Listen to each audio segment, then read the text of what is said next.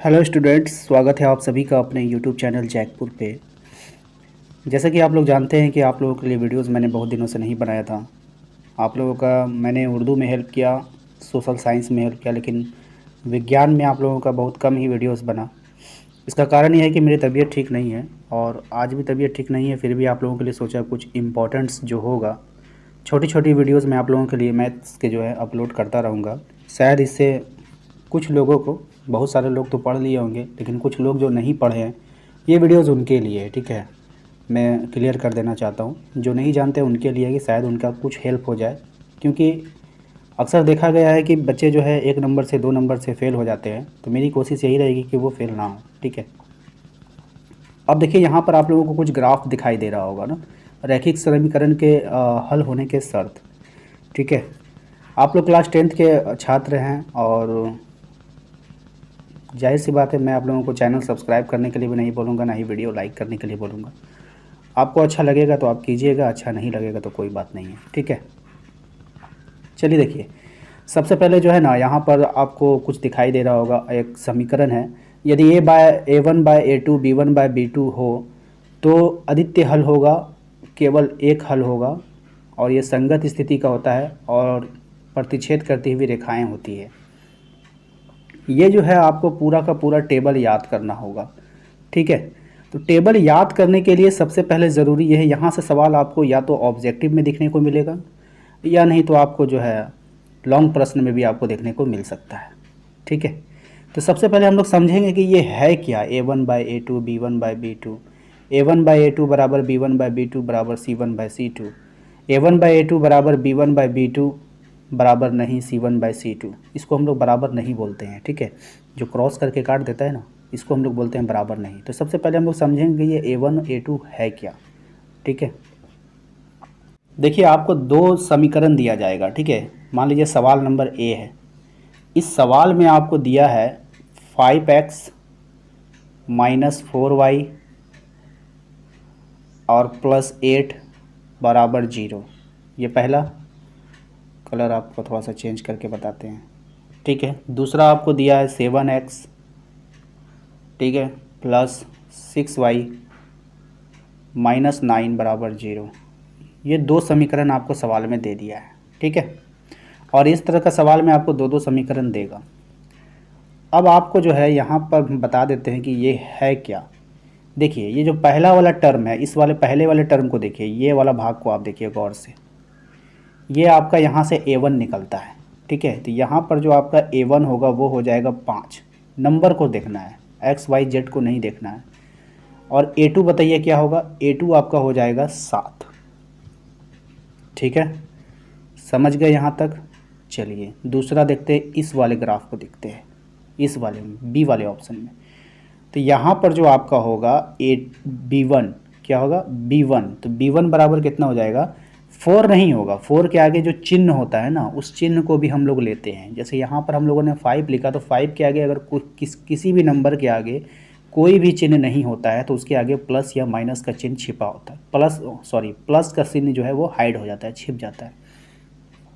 अब हम लोग B1 की बात करेंगे तो यहाँ पर जो है 4 तो है लेकिन इसके आगे माइनस है। अगर प्लस रहता तो हम लोग उसको नहीं लिखते। और अगर हम B2 की बात करेंगे, ठीक है, B2 की अगर बात करें तो B2 में जो क्या है हमारा, सिर्फ 6 है। B2 में क्या है, सिर्फ और सिर्फ 6 है। ठीक है, अब आप कहेंगे सर आप C1 वाला बता दीजिए। तो C1 वाला हम बता देते हैं आपको कि C1 की अगर हम बात करेंगे तो C1 बताइए कितना होगा। अब आप लोग भी बता सकते हैं कि सर 8 होगा। और C2 कितना होगा ये भी बता दीजिए हमको। तो आप बोलेंगे सर -9 होगा, क्योंकि 9 के आगे माइनस है। जिस तरफ 8 के आगे प्लस था तो हमें लिखने की कोई आवश्यकता नहीं थी, उसी प्रकार से C के आगे जो है आपका 9 है लेकिन माइनस लगा है तो हम लोग -9 लिखेंगे। तो यहाँ पर आप लोगों को समझ में आ गया कि A1/A2 B1/B2 ये सब होता क्या है। ठीक है, ये समझ में आ गया आपको, उम्मीद करते हैं। अब देखिए, आज कुछ भी हम लाइक डिसलाइक सब्सक्राइब करने के लिए नहीं बोलेंगे, ये सब आपके ऊपर है। ठीक है, चलिए देखते हैं आज जो है आपका यह। अब देखिए हमारा जो, अगर A1/A2, A1 का वैल्यू ऊपर रखिएगा, A2 का वैल्यू नीचे रखिएगा, इधर रखिएगा B1 का वैल्यू, इधर रखिएगा B2 का वैल्यू। ठीक है, अगर ये दोनों का जो अनुपात है, काट छांट करके अगर ये दोनों इसके बराबर नहीं होता है, यानी बराबर नहीं होता है, तो इसका जो है केवल एक हल होगा, एक अद्वितीय हल होगा, संगत होगा स्थिति, और प्रतिच्छेद करती रेखाएं होगी। रेखाएं कैसी होगी? प्रतिच्छेद करेगी, एक दूसरे को काटेगी। ठीक है, ये आपको याद करना होगा, इसका कोई जो है आपका ट्रिक नहीं है। ठीक है ना। तो अगर हम ट्रिक की बात करें तो चलिए आप लोग को ट्रिक भी बताने का कोशिश करते हैं, क्योंकि मेरा ज़्यादातर वीडियोस में जो है ट्रिक रहता है। तो चलिए ट्रिक हम आपको बता देते हैं। रेखाएं जो एक दूसरे को प्रतिच्छेद करती है, रेखाएं जो एक दूसरे को प्रतिच्छेद करती है, तो क्या रेखाएं मिलके करेगी? दो रेखाएं मिलके एक दूसरे को प्रतिच्छेद करेगी। अब यहाँ पे देख रहे हैं दो रेखाएं लिया गया है, A1/A2 B1/B2। अब दोनों क्या है? बराबर नहीं है। तो देखिए ये जो क्या कर रही है? प्रतिच्छेद कर रही है, काट रही है। इसी बराबर को देखिए ध्यान से, काट रही है। तो इसी से आपको ट्रिक लगाना होगा कि A1/A2 और B1/B2 जब क्रॉस हो जाएगा, यानी कट जाएगा, यानी बराबर नहीं होगा, ये वाला बीच वाला, तो वो कैसी होगी? प्रतिच्छेद करती रेखाएं होगी। बस इससे ज़्यादा ट्रिक इसमें लगने वाला नहीं है, क्योंकि ट्रिक हमेशा GK GS में लगता है। यहाँ मैथ में भी आप लोगों के लिए ट्रिक लगा रहा हूँ। ठीक है, दूसरा देख लेते हैं। दूसरा क्या होगा कि A1/A2 ये पहला रेखा, B1/B2 ये दूसरा रेखा, C1/C2 ये तीसरा रेखा, तीनों बराबर हो जाएगा। ठीक है, जब तीनों बराबर हो जाएगा ना, तो अपरिमित रूप से अनेक हल होगा। कैसा होगा? अपरिमित रूप से अनेक हल होगा। ये संगत होगी और समपाती रेखाएं होगी। रेखाएं कैसी होगी? समपाती होगी। ठीक है, ये आपको याद रखना है। अब देखिए तीनों रेखाएं जो इस तरह से रहेगी, नहीं प्रतिच्छेद करेगी, तो सब एक दूसरे के क्या हो गया? समपाती हो गया, है ना। और इसका हल कितना हो जाएगा? अनेक हल हो जाएगा। ठीक है, जब ये कटबे नहीं करेगा, ख़त्म होबे नहीं करेगा, तो अनेक हल ना होगा। कोई भी चीज़ ख़त्म कब होता है? जब कट छट के मर जाता है। तो ये तो कटबे नहीं करेगा, कभी भी नहीं कटेगा, तो अनेक हल होगा। ये ट्रिक हो गया आप लोगों के लिए। अब आते हैं तीसरा नंबर पे। तीसरे नंबर पे कह रहा है कि A1/A2 B1/B2 और C1/C2। तो यहाँ पर आपको ध्यान देना है कि A1/A2 B1/B2 तो बराबर होगा, ये दो रेखा तो बराबर होगा, लेकिन B1/B2 जो है वो C1/C2 के बराबर नहीं होगा। अगर ऐसा कंडीशन हो जाए कि दो रेखाएं तो आपस में बराबर होगी, लेकिन तीसरी रेखाएं बराबर नहीं होगी, बात समझ रहे हैं? तो तीसरी रेखाएं बराबर नहीं होगी किसका? B1/B2 का। ठीक है ना। तो ये जो बात आपका निकल कर आ गया, तो ये इससे क्या होगा? इसका आंसर में आपको याद रखना है, इसका कोई भी हल नहीं होगा, कोई भी हल नहीं होगा। ये असंगत भुजा हो जाएगी और समांतर रेखाएं हो जाएगी। क्या हो जाएगी? समांतर रेखाएं हो जाएगी। अब आपको सवाल किस तरह से पूछेगा, इस पर भी थोड़ा सा आप ध्यान दीजिए। ठीक है, सवाल में आपसे पूछेगा कि समांतर रेखाएं सिद्ध कीजिए कि ये समांतर रेखाएं हैं। ठीक है, यह समांतर रेखाएं है कि नहीं आपको पूछेगा। क्या ये रेखाएं, समीकरण दे देगा दो को, बोलेगा ये रेखाएं समांतर है या समपाती रेखाएं हैं। ठीक है, तो समांतर अगर रहेगा तो समांतर के लिए आप ये होना चाहिए A1/A2 B1/B2 बराबर नहीं C1/C2 आना चाहिए। और समपाती रेखाएं के लिए क्या होगा? तीनों बराबर होना चाहिए। तो अगर तीनों बराबर हो जाएगा तो समपाती होगा, तीनों बराबर नहीं होगा तो ये हो जाएगा। दो रेखाएं अगर बराबर नहीं है आपस में, पहली या दूसरी, तो ये प्रतिच्छेद करती रेखाएं। अगर आपसे कह लेगा कि बताइए कि ये प्रतिच्छेद करती रेखाएं है या नहीं, तो आपको ये वाला निकाल कर देखना होगा, क्या ये दोनों बराबर नहीं है? अगर नहीं है तो प्रतिच्छेद करती रेखाएं। ठीक है, तो हम लोग डायरेक्ट सवाल पर आते हैं। सवाल से आपको समझाएंगे तो आपको समझ में आ जाएगा। देखिए इस तरह से सवाल आपको पूछेगा, और सवाल में जैसे कि आपको दो समीकरण दे दिया था, एक यहाँ एक यहाँ। अब पूछ रहा था कि निरूपित एक बिंदु रेखा प्रतिच्छेद करती है, समांतर है अथवा समपाती है। पूछ लिया ना, समांतर है या समपाती है। ठीक है, तो आपसे पूछा है समांतर है या समपाती है। अब हम देखेंगे क्या, सबसे पहले A1 निकाल लिए 5 यहाँ से, B1 निकाल लेंगे। ठीक है, B1 हो जाएगा -4, A2 कितना हो जाएगा 7, और B2 कितना हो जाएगा 6। ठीक है, तो सबसे पहले जब हम लोग A1/A2 किए, तो A1 देखिए यहाँ पे कैसे फिट करता है फॉर्मूला पे देखिए। ठीक है, देखिए A1 है ऊपर तो 5 लिखेंगे यहाँ से। ठीक है, B1 A2 नीचे है तो A2 कितना है आपका बताइए? A2 है 7, यहाँ पे 7 लिखेंगे। अच्छा B1 कितना है आप बताइए? B1 -4 है तो 4 लिख दिए, और B2 कितना है 6 है तो 6 लिख दिए। अब देखिए ये 5/7 है, ये कटेगा नहीं। ये 4/6 है, वो भी माइनस में है, इधर पॉजिटिव है इधर नेगेटिव है। आप बताइए क्या ये दोनों बराबर है? नहीं, ये दोनों बराबर नहीं है। तो इसका क्या था? तो इसका था कि ये जो है रेखाएं क्या है, बिंदु पर प्रतिच्छेद करती है, और ये जो है केवल एक अद्वितीय हल होगा। क्या होगा? केवल एक अद्वितीय हल होगा। है ना।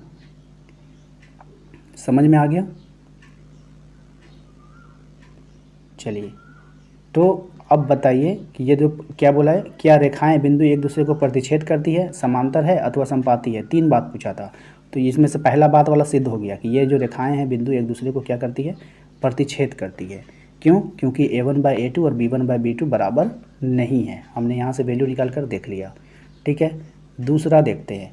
दूसरा में आपसे भी यही तीन बातें पूछा, प्रतिच्छेद करती है, समपाती है या समांतर है।